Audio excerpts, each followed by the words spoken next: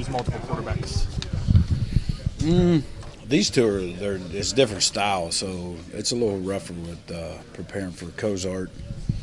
He's more of a runner, so the other kid, he throws it, more than he runs it. So, but we have to prepare for both, and it's helped us this late in the season to face different type of quarterbacks. So, we'll have a couple different plans. Make it easier in terms of maybe narrowing what their playbook capabilities would be when one's in versus the other? Not really. I mean, they still do a lot of stuff. Again, you have to prepare for more quarterback run stuff with Cozart, but we'll see what they do. Coach, as far as finding success in Big 12 play and things like that, how important is defensive play and being able to stop some of these huge offenses and keeping them under 40, 30 points sometimes?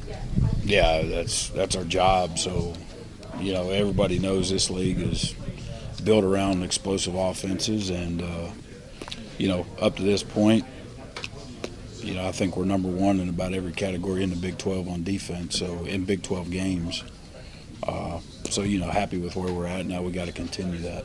You talked about teams being built on, or this conference being built on explosive offense.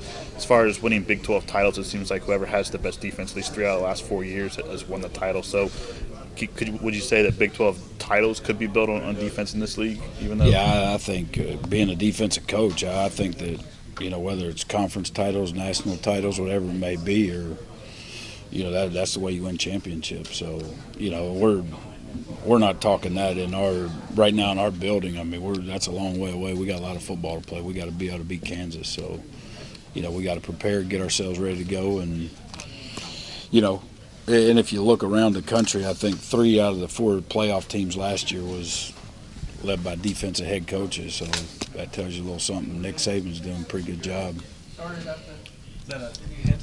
Is that an employment hint? That's just it's just facts. If you look at Kansas, they're the least penalized team in the Big 12. So what's kind of stopping them offensively?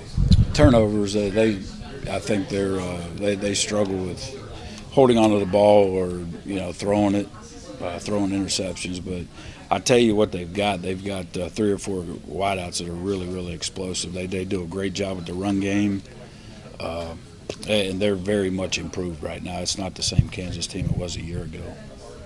You mentioned those turnovers. Maybe you have 27 of them so far in the season.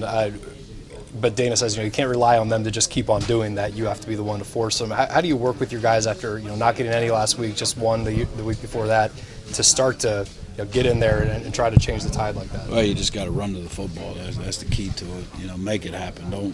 Don't count on them just giving you a turnover and go cause them. Whether that's running to the ball, catching interceptions, whatever it may be, we have to be able to capitalize on that. And, times were good and times were bad. So, we have to just keep getting better and keep getting guys to the ball, and it will happen.